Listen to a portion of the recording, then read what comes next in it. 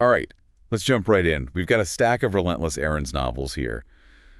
You clearly came prepared. You ready to break down what makes his urban fiction tick? I'm definitely ready. What always gets me with Relentless Aaron is that it's not just storytelling. It's like he throws you right into the heart of it all. No doubt. We're Yeah. talking gritty streets, big dreams, characters you won't soon forget. Exactly. And flipping through these, I'm struck by how real it feels. Like he doesn't hold back. Crime, drama, loyalty, betrayal, it's all there. So how does he take these intense, even dark elements and make it more than just another crime story? It's the way he weaves in these universal themes, right? The stuff that everyone connects with regardless of who they are or where they come from. Like take ambition or the idea of reinventing yourself. Oh, absolutely. I mean, Topless immediately comes to mind. Valerie's story using dancing to try to build a better life for herself. Right. And it's not even just escaping a bad situation. It's that desire for something more. We see it in The Last Kingpin, too. The characters, they're all chasing power and legacy, but they're also dealing with what that costs. It makes you wonder, is it worth it?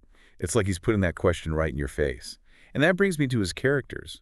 Gangsters, hustlers, people with big dreams.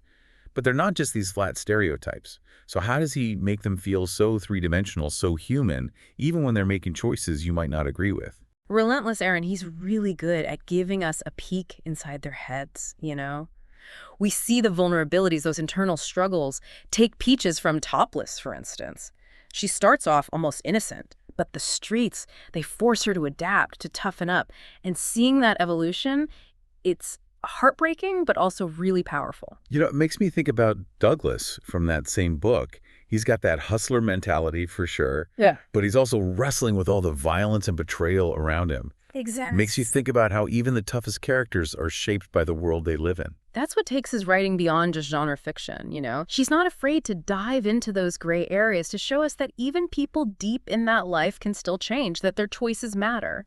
It's like he's peeling back the layers of what it means to be human and saying, hey, life is messy, people are complicated.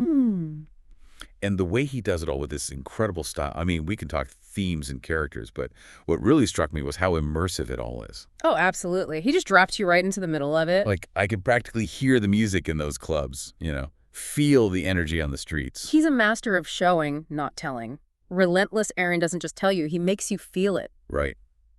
Remember in Scenes Like You're Ready, where Angelica describes Doug's place?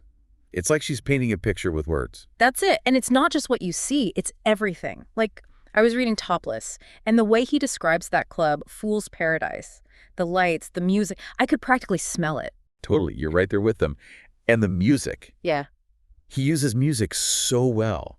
Those little details, mentioning a specific song or artist. Oh, yeah. It's like that music becomes part of their lives, 100%. Such a small thing, but it adds so much. Like in The Last Kingpin, there's that bit about the music Squirrel's listening to in the car, and you find out later who it was, and suddenly it's like this whole other layer to his character. You're right. That part really stuck with me, too. It's like a glimpse into his soul. And it reminds you that these guys, these tough guys, they have other sides to them, too. They're not just one thing. Exactly. It's those little details that make them feel so real. Yeah. And it makes you realize, Relentless Aaron, he's not just throwing stuff out there. He's crafting this whole world. Every detail matters. And in this world, his characters, they're not just standing still. They're on these journeys, changing inside and out. That's such a good point. It's not just about their circumstances changing, it's about how they're changing because of them. Like Tucker in The Last Kingpin. He goes from this privileged college kid to, like, thrown into the deep end of this whole other world. Right. Talk about a crash course. He has to adapt or get swallowed up.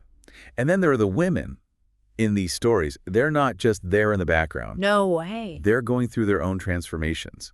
Like Valerie in Topless, she goes from this small-town girl to this total boss. She's amazing. Her story is all about finding your strength in a world that tries to keep you down. It's like she refuses to be defined by her circumstances. Just incredible. It's like he's using these individual stories to show us something bigger about the city itself.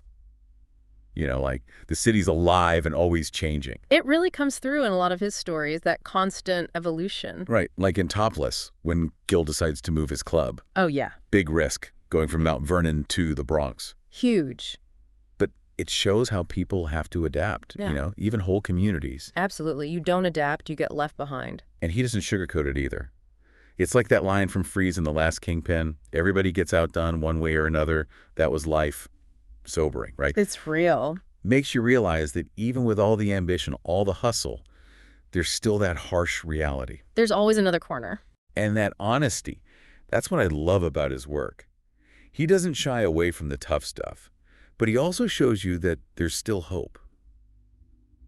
We've talked a lot about the characters, the themes, how he brings this world to life, but there's one more thing we have to touch on. That moral gray area in his work. Yeah, makes you think. You're not always sure who to root for.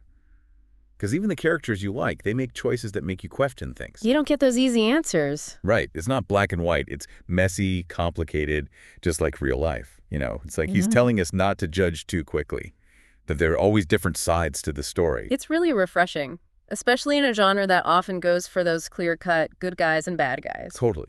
Relentless Aaron makes you confront your own biases, makes you think about what drives these characters, what they're dealing with. Makes you look deeper. Exactly. So, as we wrap up our deep dive into Relentless Aaron, what's the one thing you hope our listener takes away?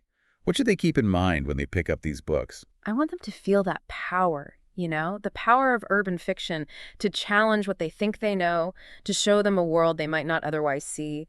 Pay attention to the details, to the raw emotion. Keep an ear out for that gritty realism.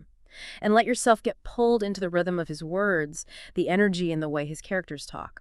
But most importantly, don't be afraid to question everything. The characters, the streets, even yourself. Beautifully put. Relentless Aaron's work, it's not just about being entertained, it's about understanding what it means to be human, with all the messy stuff that comes with it. So there you have it, our deep dive into the world of Relentless Aaron. Now it's your turn to explore. Happy reading.